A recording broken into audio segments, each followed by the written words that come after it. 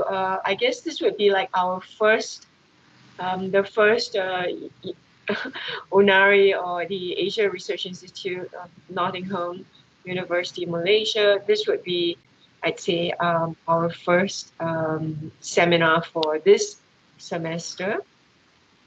And I'm very pleased to have Petra Gimbad, who is a scholarship student under UNARI, to present something on the prison diets of the Federated Malay States and exploration. So just for those who are not with our university, my name is Koo Gate Cheng, and I'm the director of UNARI. Just a few little things about UNARI. That's the University of Nottingham Asia Research Institute.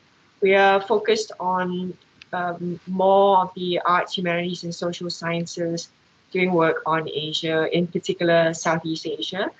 So we welcome, people who are doing work on Southeast Asia to be maybe, to join us in whether it's, thinking about writing fellowships, etc. In future when we do advertise. And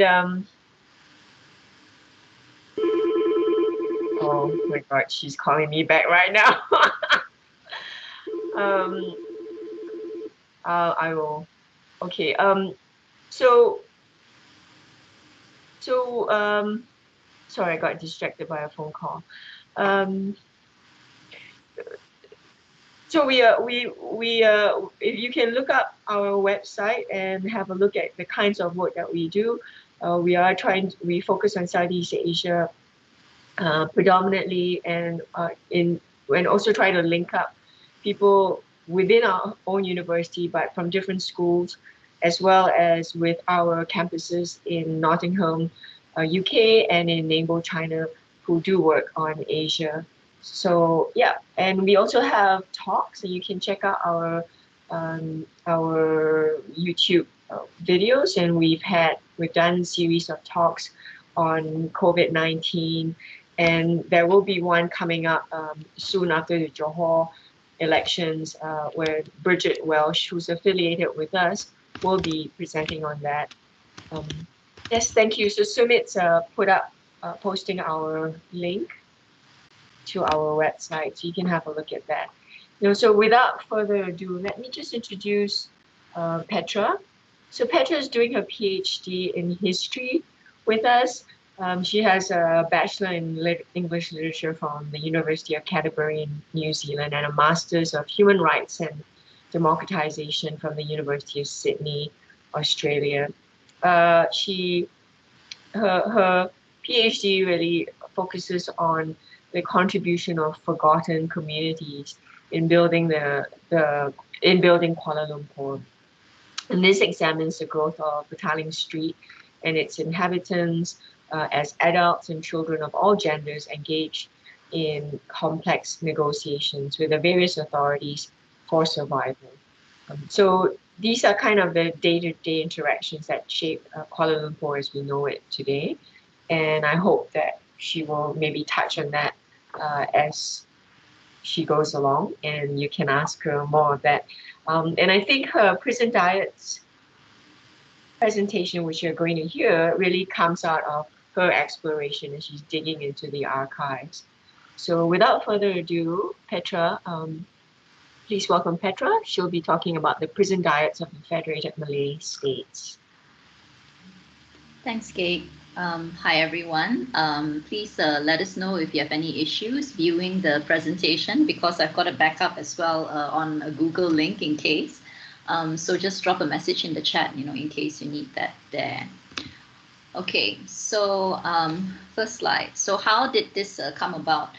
So to tell you the truth, this was not a topic that I intended to research, given that the work that I'm doing for my PhD, it's more related, like to Petaling Street, in general. But because, as Gig explained just now, my thesis also looks at forgotten communities, such as communities who were involved in brothel work and opium use. I thought one day that it might be, a good idea, to look into, well, what were the attitudes or what were the treatments of that criminals or people who were categorized as criminals at the time, like what were they subject to? And it led me down, like a road, that back home, in a way. So this slide basically is a picture of the inside of Pudu prison. So it's the entrance from the inside before it was torn down. You can only see the entrance now on the outside when you pass by in the Pudu area. It's now been renamed Lala Port. I think it's a shopping center, of some sort, which I think, is quite sad. And if you were to look at the graffiti, like beside there, I mean, so the graffiti, I think, is a lot more recent. It's definitely not from the colonial period, I think, but it's quite moving, the photographs, that have been taken, of the inside of Pudu prison, of things that were written by prisoners, saying things like "God help me," and like their hopes, and dreams, for the future. And it was particularly poignant to me because my grandparents lived in Pudu, which meant that a good part of my childhood, whenever I visited my parents, would be spent in conversation with them or playing with them, and all of a sudden you hear the bells tolling from a distance from Pudu prison itself. So the bells of the prison literally, were part of the sounds, of my childhood.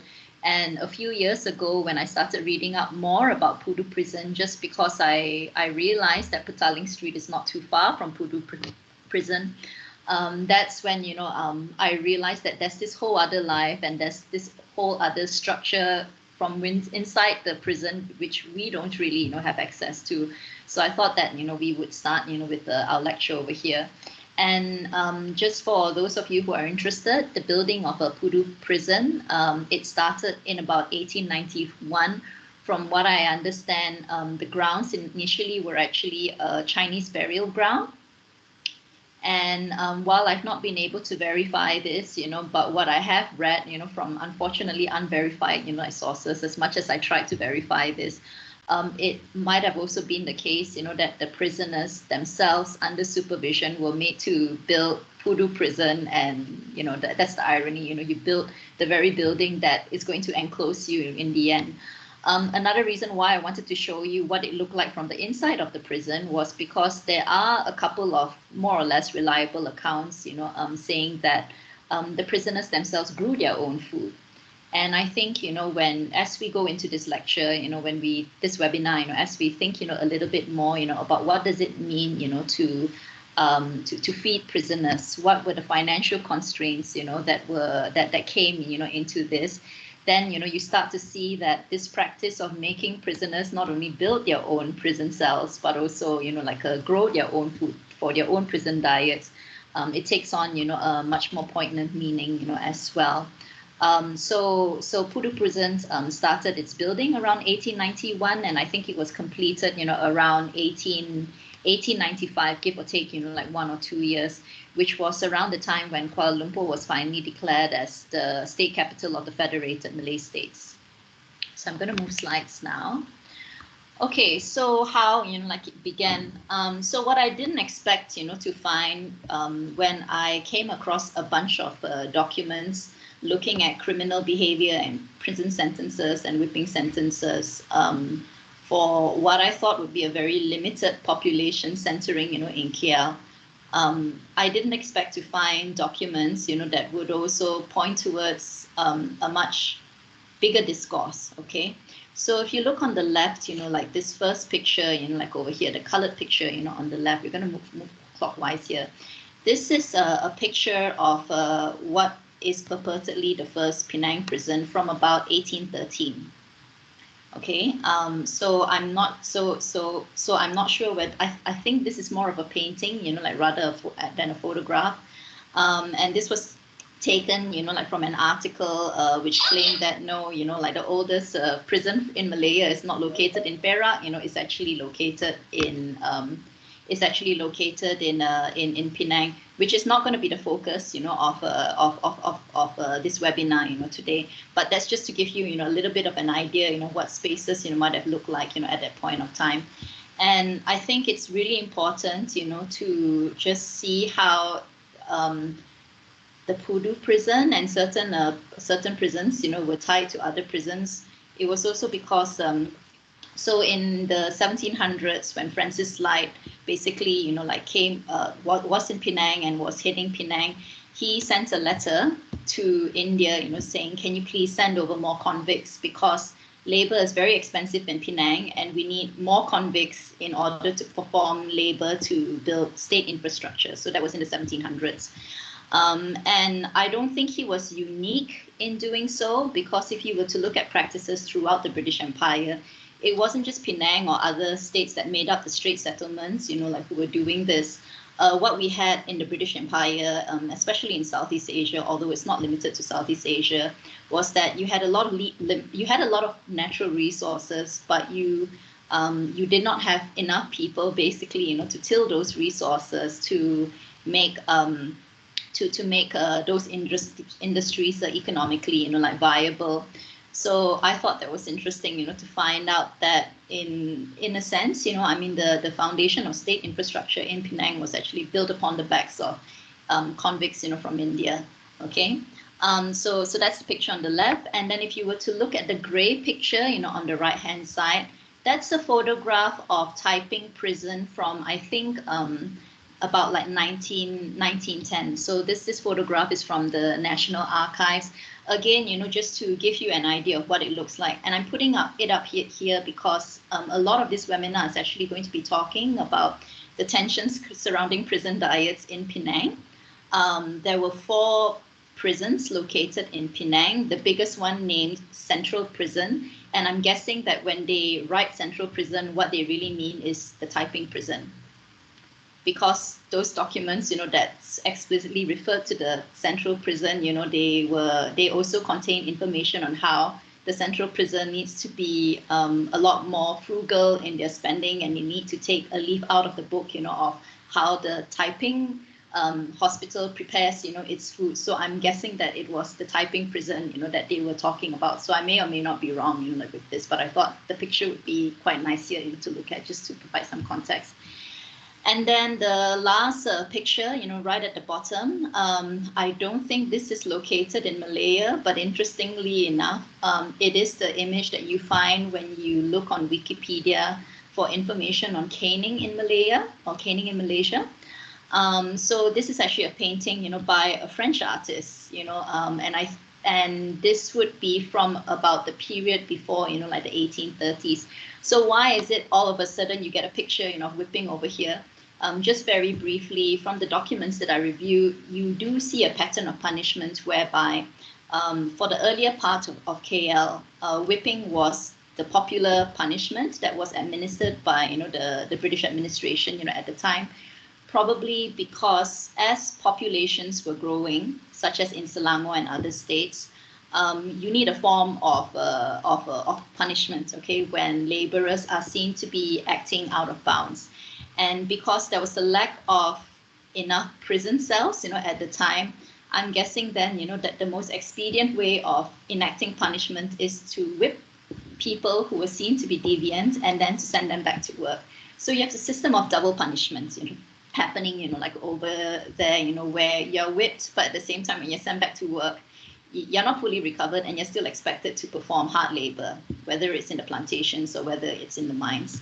And I suppose, at that point, it also would have been a much more efficient way of doing things and a better cost-cutting way, because you wouldn't have to, say, hire extra prison wardens in order to take care, of the prisons or to look after, the prisoners.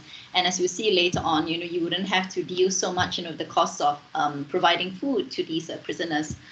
One of the cuter anecdotes I found when I was researching the background of Pudu prison was at one point, the 3 wardens who were in charge of the prison, I kid you not, their names were Mr. Curry and Mr. Rice. So I thought, that was like quite interesting. So they had names, that like mimic food, and curry was spelled curr, like IE, fish was spelled FISHE, if I'm not mistaken. Yeah, so names like that, quite interesting, quite ironic. So we see whipping being very popular, and you see whipping of laborers, I think, also being popular, because while I've not located any documents saying that there was a strict agreement between the British administration of the time and, say, the Chinese tin mine owners, or like the British Indian British plantation owners, right, saying that if my worker is being deviant, therefore you should whip, like my worker, and then send him back to work.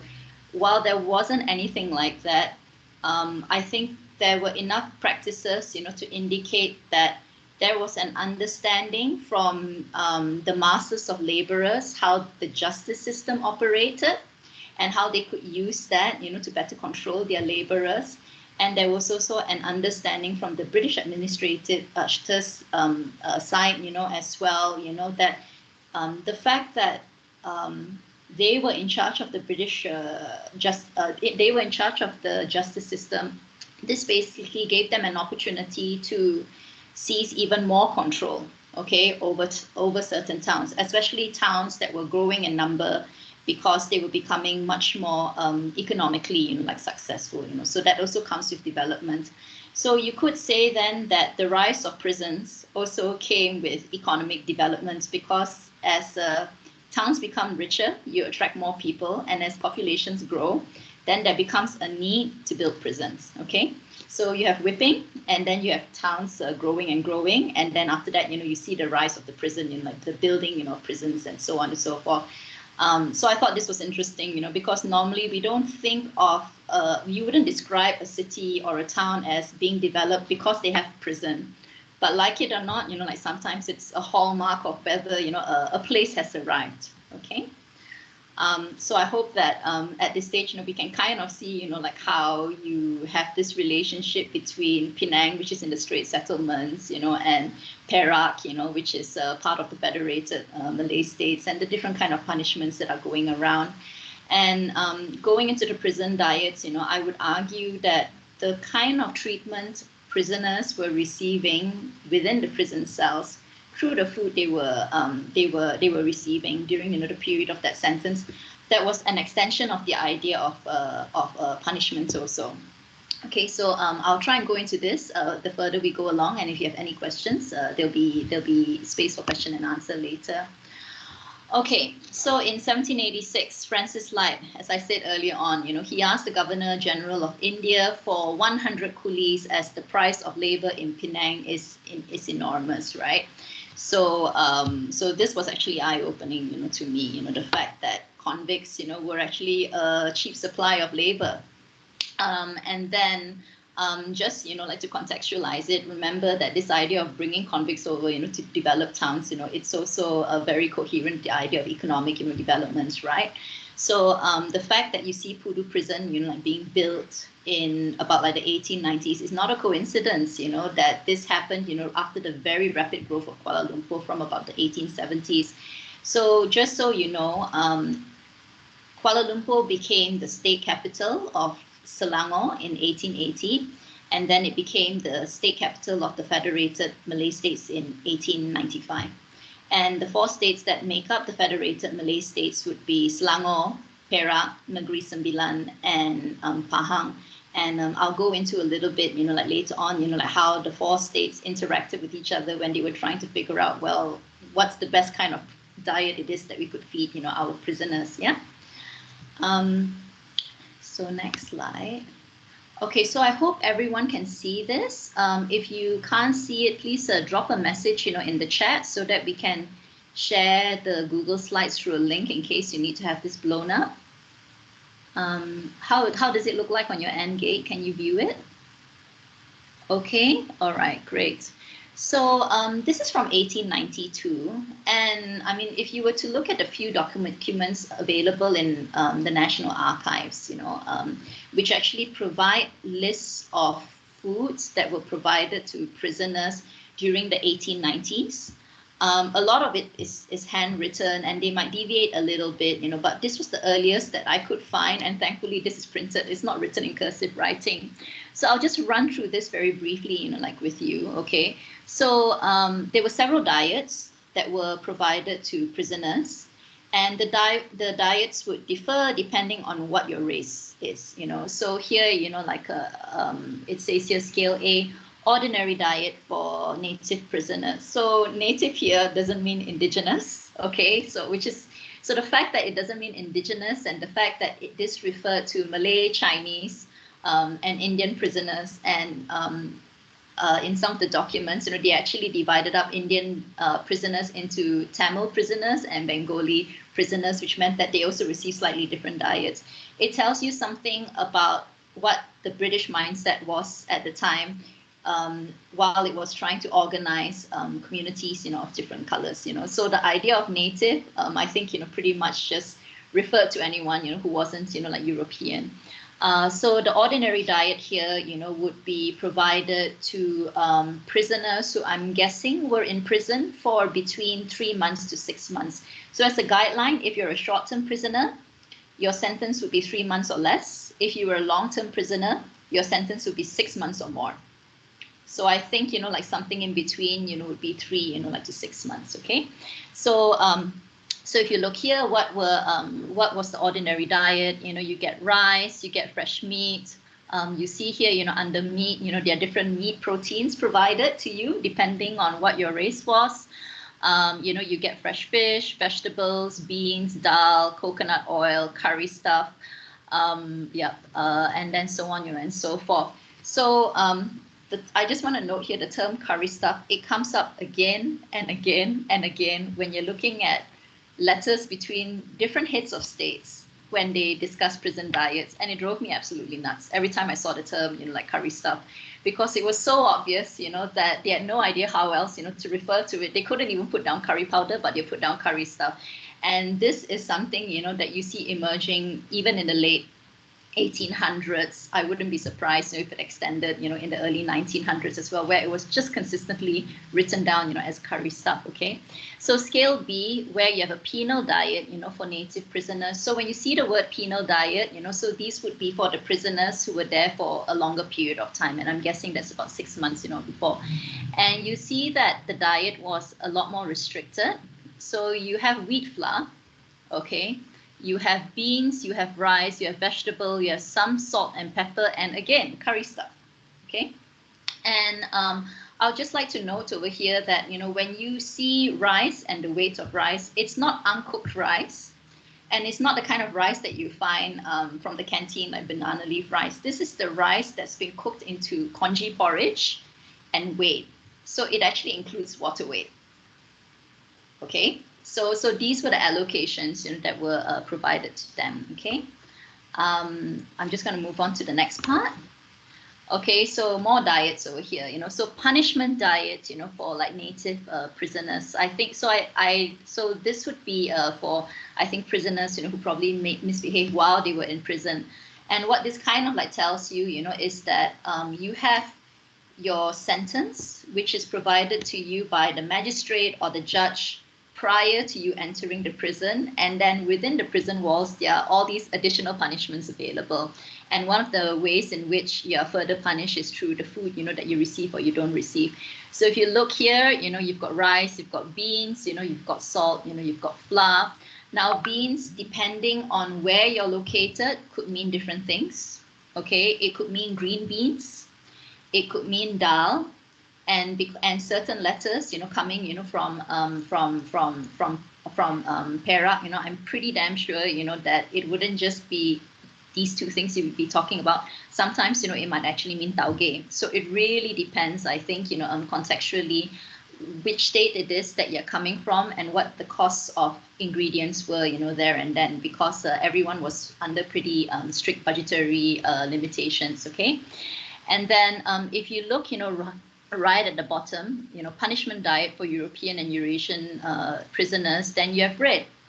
And while I've not found anything conclusive, comparing these two diets, I thought this was interesting because when I told my family about it, they said, well, I would much rather be under scale C than scale E. I don't want to eat bread, like all day long, as a form of punishment. Like, give me the rice, and if beans, were actually dal, then give me, like the dal, right? That would be a bit more appealing, even if it's without the curry stuff, So you can see here, there's no curry stuff, like under scale C.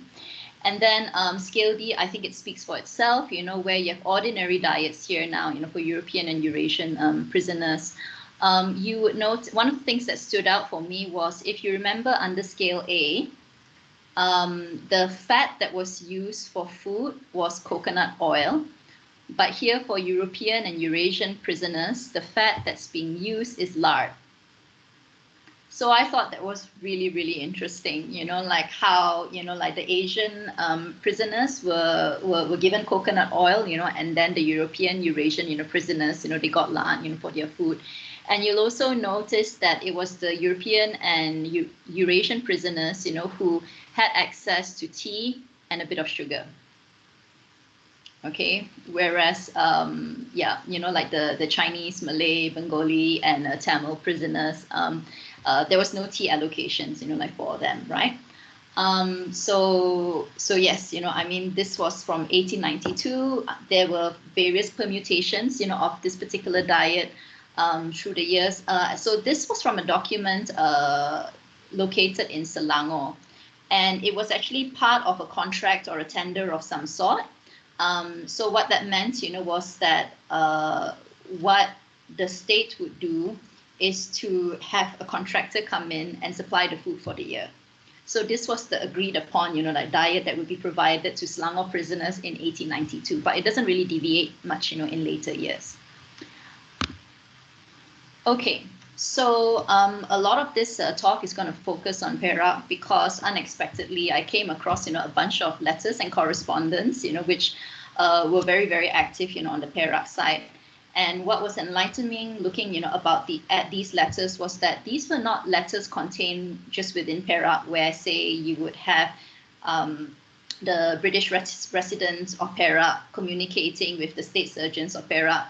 In addition to that, you have the British residents communicating, with someone from Selangor or communicating with someone from Singapore. And these would be all the heads of state, effectively, okay?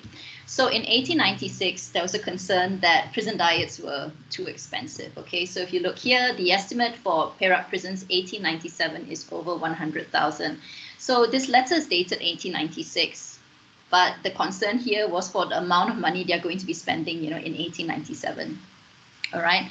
And you can see the level of detail, like administrators were engaging over here, in here, where, they talk about here's the number of prisoners located, in Perak. This is the ration vote.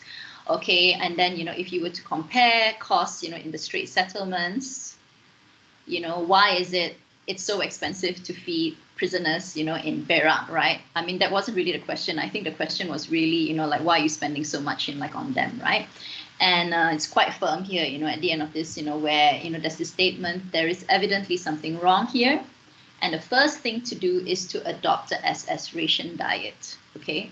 So this was the beginning of a set of letters that we would see exchanged for the rest of 1896, where, you have the administrators of Perak justifying why they were spending so much money on penal diets in the first place, and also coming up, suggestions, like basically, to curry favor, with the head of the Federated Malay States, who was located, in Kuala Lumpur, Selangor, at the time, right?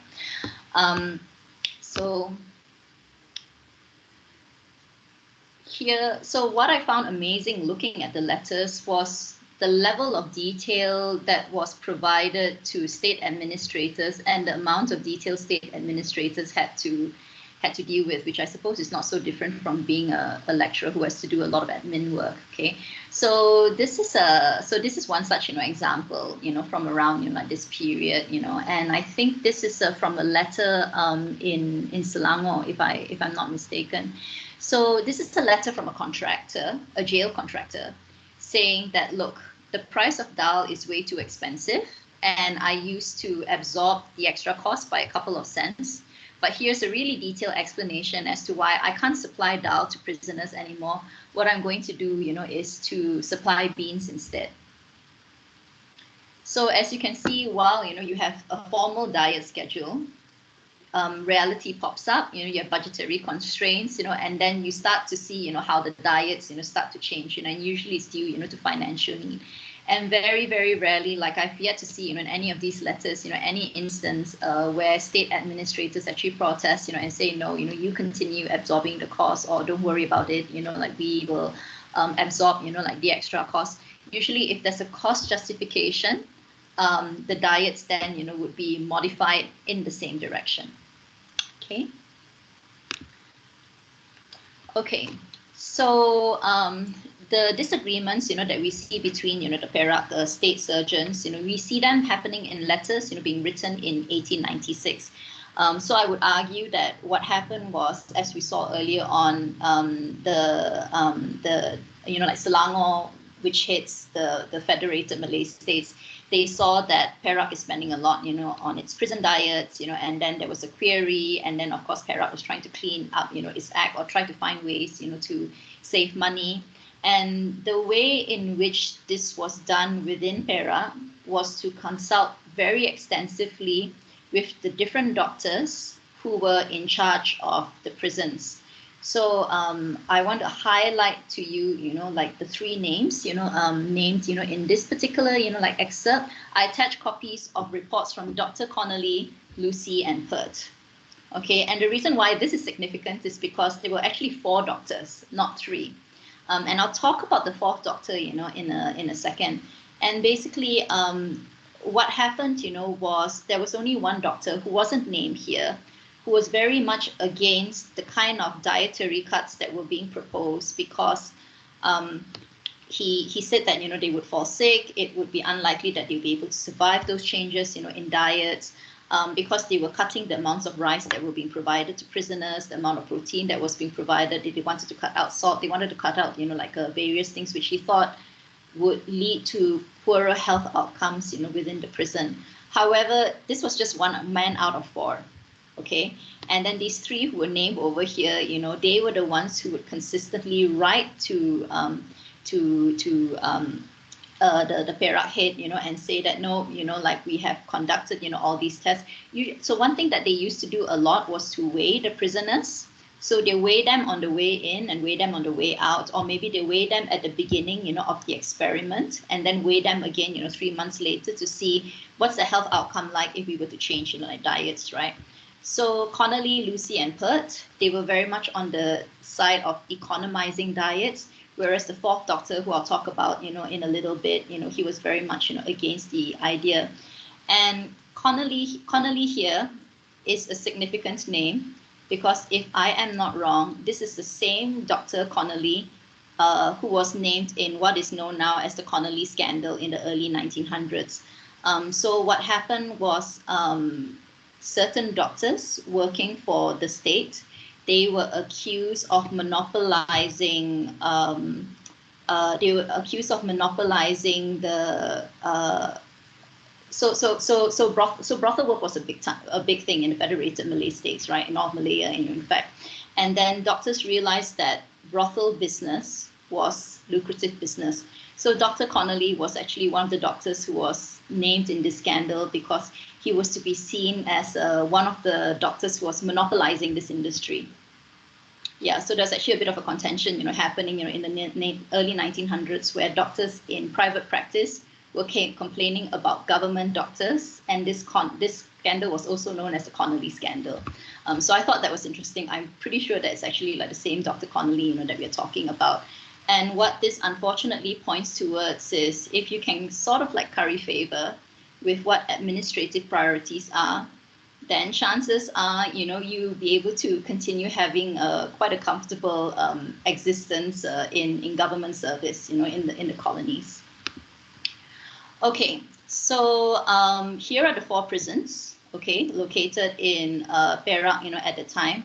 I'm guessing Central Prison was Taiping Prison, or is Taiping Prison. There is Batu Gajah, Teluk Anson, and Dr. Connolly was in charge of Krian. I have no idea who was in charge, of the other one, but I have no idea who specifically were in charge of the other 3. But we do know from these letters, that Dr. Connolly was in charge of Krian. So what would happen, as administrators, were running all these like prison diet, experiments to see, well, basically would our prisoners die if we feed them this way?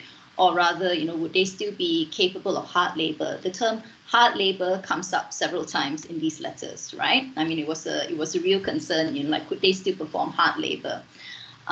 So the different doctors in charge of these prisons would write in their own observations, collect their own data, and this would be the data that would be used, to back up whatever recommendations there were.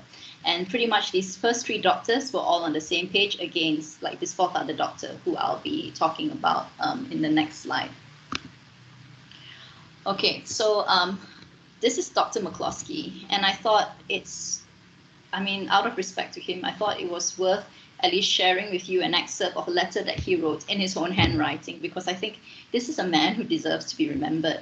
So he was this lone dissenting voice among the four doctors, okay? And here, he wrote to the state surgeon in charge of Perak, and he said, look, I don't agree with the new diet, okay, for the prisoners, okay? And I consider it deficient in quantity to maintain human life in its most perfect state, with like hard labor. So he wrote quite a few letters, and while we don't have the space to look through all of those letters over here, I can tell you that he came across as a very humanitarian doctor, and he came across as a doctor who used the rhetoric of hard labor to justify why you need to feed prisoners better.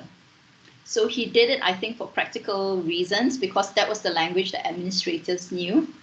But the feeling you get if you were to go through his various letters is that he used these arguments more out of compassionate concern for the health and welfare of prisoners. And I mean, if you go through his letters, he'll say things like, let me tell you, if you continue with this diet, there will be prisoners who will not survive this diet in 6 months' time. You also have letters where, the other state surgeons are saying it's better that we restrict, say, the amount of rice, because the amount of rice, that's been thrown away in our prisons at the end of the day is, say, like 6 pails of rice. And then you find, like shortly after that, there'll be a letter coming in from Dr. McCloskey here saying that, look, that's a lie, because I can tell you that wastage in my prison is only half a pail of rice. So you can see this tension going on, like back and forth, and a very blatant disregard of whatever Dr. McCloskey had to say, because, at the end of the day, what he was advocating for would still cost more than the kind of budgetary cuts administrators were aiming for. And I think the prison doctors who understood what these priorities were, they had a tendency to toe the line. They were very politically savvy, in that sense. Okay, so there was an exchange of letters, which ranged from, I think, about 1889 until the early 1900s. So you're talking about roughly like 15 years, where you see this implementation of a penal diet in Selangor, and then you see a lot of experimentation, like going on in Perak. You see letters, like crossing, like into Pahang, crossing into Negeri Sembilan, the different state administrators keeping in touch with each other, asking, so which is cheaper, which is better? And arguably as well, diets coming in from Perak also influencing the kind of diets that came to be known in Singapore. So this shows you something, about how I think state administrators, were under very real budgetary constraints, and they had no hesitancy whatsoever, how do you say this, referring to their colleagues, whenever they felt that there were opportunities there, like to save money. So in 1900, I found a letter from the year 1900, and this was in correspondence, Downing Street all the way, in London, which I thought was interesting, the fact that you have to report all the way to London for this sort of thing. It was interesting to me at that time because I didn't know this, right? The state administrators of the Federated Malay States, they wanted to know, should we implement a uniform penal diet throughout all 4 states? And the reply from London was, well, you guys do what you want. Okay, as long as, it's sufficient, to keep prisoners in good health.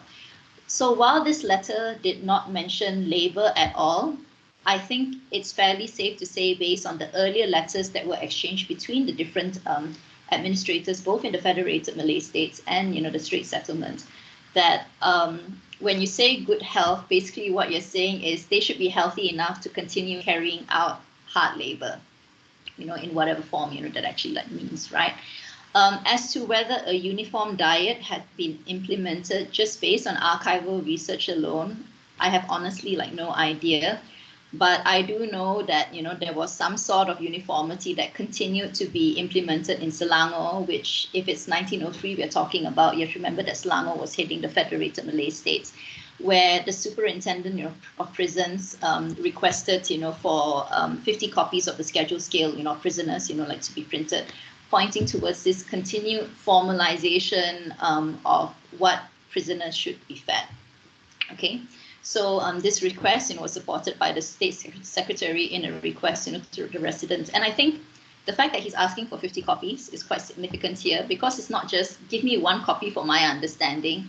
50 copies seems to point at distribution of some sort, So I think, it shows you something about how that uniformity, at least within Selangor, if not throughout the Federated Malay States, has already taken shape, and taken place.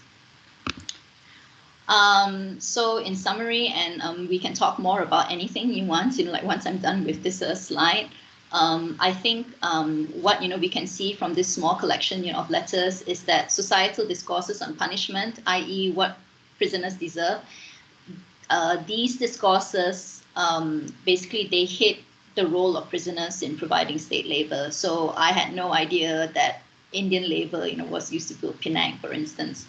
Okay, so the rising cost of living due to economic development in the various towns, and I'm sure this also applied to Malacca and Penang and Singapore, as well, created concerns for state administrators because they had very strict budgets. So just to let you know, some of the letters that were exchanged in this collection of letters, they were also exchanged, say, between the state treasurer of Selangor and the state treasurer of Pahang, discussing what prisoners should be eating, and that's very, very nitty-gritty, right?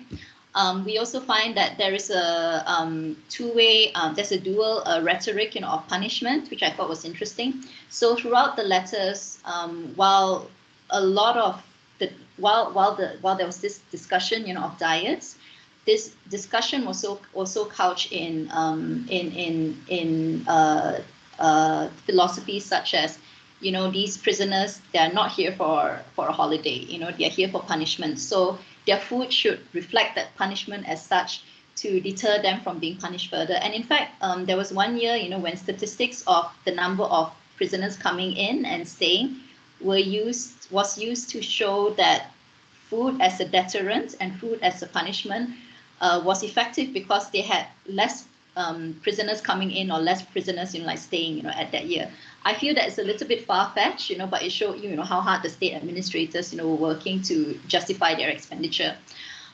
So you have this rhetoric of punishment, but you also have this underlying tone of humanitarianism that comes up in very weird ways. So, like the administrators, will talk about, well, after we've implemented this diet for a few months, look, the prisoners have less diarrhea. Obesity is no longer an issue. They were actually talking about how fat, like some of the prisoners were, at one point, they were actually in the early 1900s, they were actually using, I think it was either the Perak prisons or the Selangor prisons as an experimental space and to figure out, well, what's the kind of diet prisoners should be eating, so that they won't suffer from beriberi, anymore, right? So you have these kind of funny justifications being used by administrators, to explain why they were cutting and limiting the range of foods that were provided, to prisoners. And again, if it's not fairly obvious here, I think the assumptions based on race that were being very strongly held by the administration of the time, they created very interesting ideas of how food could be weaponized, against prisoners. So, for instance, I suppose if you don't like rice and beans or rice and dal, being fed only that with a bit of salt and pepper, would be seen as a bigger punishment than, say, being fed bread all day long, So we see those kind of assumptions in coming up. Okay, I'm sorry that this took a bit longer than planned. Any questions? Over to you, Gabe. Thank you, Petra. Yes, that's a really interesting. Thanks for a really interesting dive into the archives and about the prison colony and what prisoners ate. Does anybody have questions? Or maybe while you're formulating questions, I can ask you one now, which is to ask you, well, maybe two questions. You mentioned that there was the budget cuts. What is the follow-up to that? I mean, did the budget cuts affect prisoners? Did anybody die from it? Did they get weaker? Was there more illness? And if so, did that then justify putting more money into better food again? That's one question. What's the second? The second question is to get you to just clarify a bit what you mean by Dr. Connolly monopolizing the brothel sector. Does that kind of mean like he's in charge of the brothels and he gets some expenditure to look after them, or what happens? Okay, so because brothels were big business, doctors were interested in having access to brothel workers to conduct examinations for sexually transmitted diseases. So at the time, if you were a licensed brothel, you might pay a certain amount to the state that would enable you to have your workers examined by a state doctor. And doctors, whether they were in the private sector or the public sector, they wanted in because the brothel population was quite a significant population, and it also meant like steady money. So the scandal that went on at the time was you had private doctors using, again, humanitarian language, saying that these women have a right to choose their to choose their medical practitioners, so they should not be limited to state doctors. Okay, so that was the justification that they used out loud, but I think essentially, they wanted the money that they would come with it, right? Whereas the state doctors were very much protective of of their ability to control access to these women. Yeah, so Dr. Connolly was one of the two doctors. I think he was a state surgeon already, or if he wasn't quite senior, in Perak, right? So he was involved in this scandal, because it was a big thing in Perak and it was a big thing, in Selangor. And if I remember correctly, this came to be known as the Connolly scandal. The fact that he was monopolizing access to brothel workers so that he would acquire more financial gain for himself and his fellow colleagues who were working within the British administration at the time. So that's to answer your second question. As to what's the impact of budget cuts, I think it's really safe to say that there's never I've yet to come across a letter that says, okay, fine, we'll give you a little bit more money for prisoners' welfare. Like whenever anyone said, look, I have a suggestion, okay, here's how we can save money and this is how we'll do it, then you see all these letters all of a sudden coming in, everyone saying we agree, and here are all the reasons why it's better for the prisoners, they're putting on weight, or they're sick and this and that, whatever, like everyone finding out, trying to come up with whatever justification they could, no matter how thin, to support like a budgetary cuts. Yeah, does that answer your question? If you're asking about like what are the effects afterwards, again, I mean, I think these letters, especially from 1896, they are a really good example of how data can be manipulated. Because you have the same bunch of doctors interpreting the same data, right? Saying that okay, after 3 months, these prisoners have lost weight, so everyone would say, oh, this is a good thing, because they were fat, right? Or they're healthier now.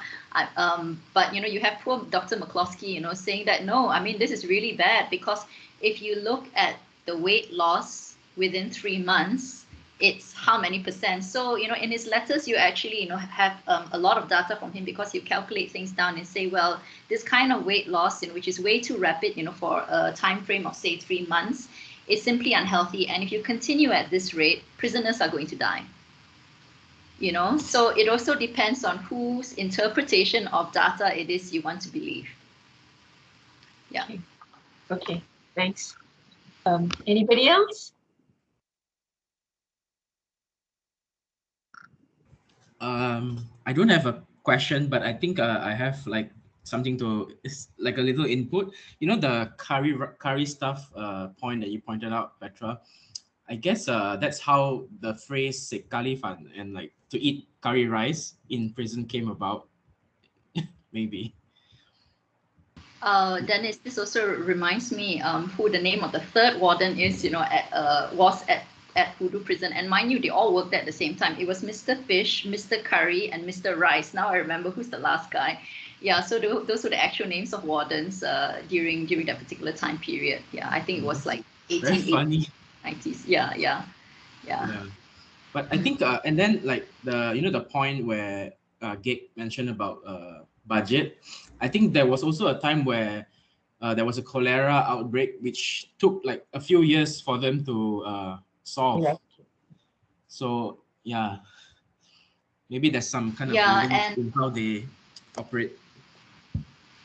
yeah, and I mean, Dennis, I mean, just for like, everyone's knowledge here, I mean, Dennis, he's also an expert in his own right, you know, on early, you know, like KL history.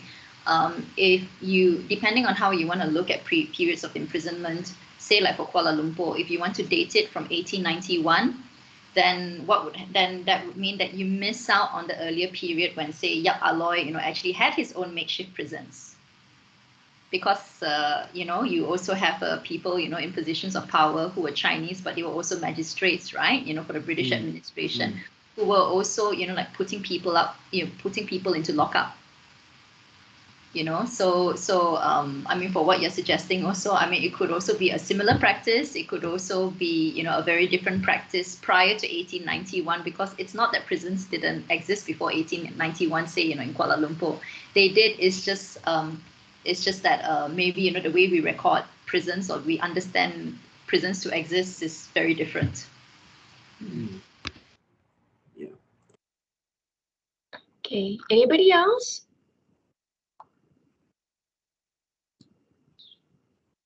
Bill? Yeah, hi, Petra. That was very interesting. I enjoyed the talk, and I especially found interesting your mention of humanitarianism, because I would not have expected to find much of this kind of impulse at all in the Malayan prison system. But so humanitarianism only gets the briefest of mentions. For the most part, this is about punishment. It is about discipline, and it is about finding the cheapest way in which to do those things. But this is very different from what's happening in 19th century Britain at the time, and early 20th century Britain too, where we see a lot of prison reform. And we see this under a string of prime ministers, and it went all the way to Churchill, actually, who was quite struck by his captivity, evidently, in the Boer War. So it's about improvement, and it's about reflection, and it's about religious training, and it's about helping prisoners transition to life after prison. We see a lot of this in the British penal system in the 19th, early 20th century. So I'm wondering if there was any of this kind of impulse at all that was exported to empire, and particularly amongst the European prisoners, which it strikes me as just as harsh, the treatment they received, as what local prisoners might have gotten. So do we see any of this more advanced humanitarian cause, do you think, in the prison system during these years? I didn't see anything in the letters, and I think also, I mean, what might be interesting to look at is what our starting point was. So, you know, I mentioned Francis Light, you know, in the 1700s, right? And, you know, it was absolutely abhorrent for me initially, you know, to find out that, oh, you know, Penang, you know, was like built upon the backs of like Indian convicts, right? But as I did a little bit more reading, what I found interesting was you have administrators from other parts of the British Empire finding it really interesting when they landed in Penang, and their ideas of what it means to be a convict was blown away, you know, because apparently, at least for Penang, but I'm sure that some of the other states also provided prisoners some level of freedom. They, in addition to having to perform labor in public in full daylight, they also had some freedom, you know, to go around, you know, and also mingle. Some of these prisoners actually got married. Okay, you had there was an account, of like one prisoner who arrived in Penang, who I think was a Brahmin priest, and for a while he had significant standing in the community because whenever they needed certain Brahmin rites to be carried out, in the community, they would call upon him. So he had a bit more freedom until he murdered a young boy. So you have so that's so I think one thing that I think looking at these letters and just reading what different scholars have talked about in relation to convicts in the Strait settlements and the Federated Malay States, is that the British Empire had its own system of running things, where everything goes back, like to London. But you also have these interesting little pockets of diversity happening as well, because local administrators were also having to figure out what's the best way to do these things on the fly. Yeah. So I think, it's always insightful, and I agree with you, to look at, say, what was done in Victorian England, in the 19th century, or say, like, look at what was being done in Hong Kong or Calcutta, at the same time. It's always very insightful and helpful when we're trying to understand Malayan history. But at the same time, I've learned to try not to make too many assumptions, because you find weird and wonderful details of things that you didn't know could happen, and even differences in practices between the different states in Malaya. Yeah, I know it's not a straightforward answer, but yeah, that's the best I can do. Okay, thank you. We have another question from Nusha Finat. Do you want to go ahead and unmute? Yeah. Do you want to go ahead? That's okay. You can just call me Nina. That's fine. Petra does. Okay. This is just a thing that was sparked on something that was not related to this presentation, but I was wondering. You mentioned about how Penang was built on the backs of convict labor, specifically Indian convict labor. So over this week, I had a couple of interesting tweets that I was reading about how much Indian laborers specifically, or just in general, the general population of Malayan Indian laborers were basically used up, and the thread of the conversation was really about the amount of deaths that community suffered. But so my question more to you is that within the correspondence that you have got reviewed and gone through, how much of a sense did you get that the prison population was simply another method of labor management, like another source or another source of labor and another method of managing labor, if since especially if maybe they were outside of the coolie system for whatever reason? Oh, I think definitely. So I would argue, but mind you, I'm not a criminologist or a criminal sociologist, so I could be totally wrong, right? But the feeling that I got just looking at what were the sort of punishments criminals had to suffer in, say, like the 1880s compared to what were the sentences they were subject to, say, in the early 1900s, is that when you're talking about smaller numbers, I think it's easier, to allow prisoners a more free range type, of arrangements, where they have a lot more freedom, to go on the outside. But as towns grow, I think, the mindset, is such that when you start to deal with very, very big numbers, of criminals, and you still need to harness their labor, right? Then it's just easier, to lock them up, in a sense. But I think, my argument as well, is this wasn't just because it was the most efficient way of handling, prisoners who'd also be used, as labor. I think, the building of a prison also shows you who's in charge. Right, so you go to Perak and it's like, oh, okay, there are 4 prisons there. What does that show you? That shows you that Perak has a huge population because of their tin mining activities, but it also shows you who's boss, right? Which is that you've got a British administration, in charge, over there, and it's not just the political administrators, but the fact that you also have all these doctors in charge. So does that answer your question somewhat, Nina? Yeah, I think so. Like within that realm of labor management. Oh, I guess the other one I forgot. Sorry. No, I don't want to dominate or anything. I guess then the one follow-up question and just one general question. One follow-up question is did you get the sense that this practice that we do today is also the same as before, in that let's say they were finishing their contract, the coolies were finishing their contracts, and then they get funneled back to be repatriated via the prison network instead. Like they were like returned to India as convicts instead, or something like that. Like, do you get a sense that was also happening in colonial times? Like, is there a resonance there? And the general question is this presentation available to public anytime soon? That's it. So apparently it's going to be up, on YouTube, God help us. And Very cool. And if you're asking, okay, say, after incarceration, are you then like sent back home and then sent back here, as prison labor? I've not seen anything to indicate as such. And I don't see any reason to, because if labor was so scarce, like at the time, provided you could still continue controlling, like these people, right? Like I really feel at this point of time that these prisoners should be seen more as laborers rather than as prisoners or criminals. Because many of them, the reason why they went in the first place, especially, in like the 1880s, and the early, like 1890s, especially like the 1880s, was really because they were committing actions that were seen as crimes at their place of work. So absconding was a huge thing, among Indian coolies, and Chinese coolies, right? So they would try to run away, and then they'd be brought back, they'll be whipped, and then, they'll be sent back to work, right?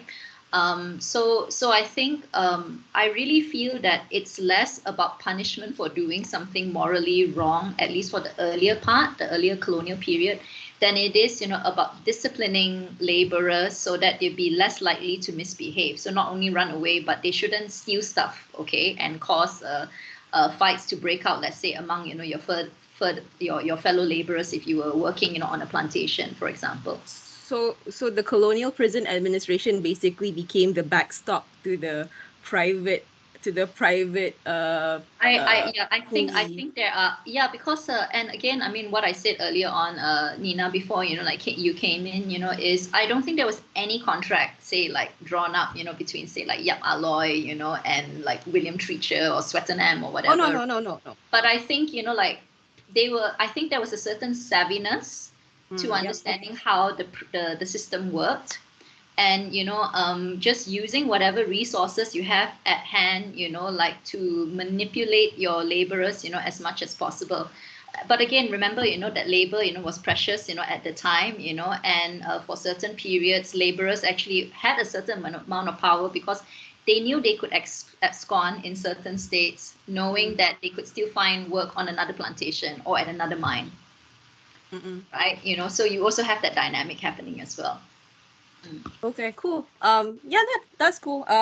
It reminds me of how the American society utilized the 13th Amendment to basically recategorize former slaves into prisoners and then prison labor, etc. So yeah, thanks. That's cool. That's great. Thank you. Okay. All right. So we're now actually 7 minutes past 4 p.m. And I know some of you would have to go for classes and stuff. Is there any one last word? Sumit, do you have any questions? Or anybody else? No, thank you. I made my question or comment in the chat. Okay. Thank you. Okay. So perhaps we will wrap up now. Petra, do you have other slides that you want to share? No, but I mean, because I'm really not sure, where this research is going to go. If anyone wants to talk about it, they're more than welcome, to get in touch. In case I don't know, in case, I wouldn't say I'm inspiring, but in case these archival letters might inspire, anyone, to I don't know, look into another topic, of their own. I mean, I like this because Malaysians talk so much about food, right? But I never thought that I'd be talking about food in prisons in the 1800s and 1900s. So. Yeah, I think there's a lot there to unpack because current stuff could mean a lot of it could sort of just mean spices or stuff that poor parts that they have to hurry up. And you do see, I mean, talking about curry, just very, very quickly, it was a point of contention for a few years, yeah, where you see for about 2-3 years, letters going back and forth, you know, like asking, why is it you're feeding Indians mutton? Like, it was literally a thing, right? You see it popping up, you know, again and again, because mutton was seen to be expensive. And, you know, you have administrators repeating, you know, again and again that, no, we do not feed Indians mutton. This is what we feed them. And the last letter I saw, you know, explained that, look, actually, we don't feed them mutton because it's expensive. We feed them buffalo. Oh. Yeah, you know, so that was for like one of the states, you know. So I thought that was interesting, you know, the fact that this was like the mutton issue that just would not die for 2-3 years. Okay. Thomas was typing and then kind of stopped. Did you want to continue typing or just say something before we go? No, I'm probably okay. Hello, hi Petra. Great presentation. Thank you. I'll catch up with Petra afterwards if time is already up. So that's good. Yeah. Okay. Thanks everybody, and the recording will be up when I actually have the time to put it up. Give me a few days or maybe at least a week or so, and we'll let you know if you're interested to kind of, you know, continue to look out for events. There should be another one and in April, I think, yeah, in April, hopefully, by somebody who's going to be talking about the gig economy in Indonesia. Thank you for attending, and I hope to see you soon. Okay, I'm gonna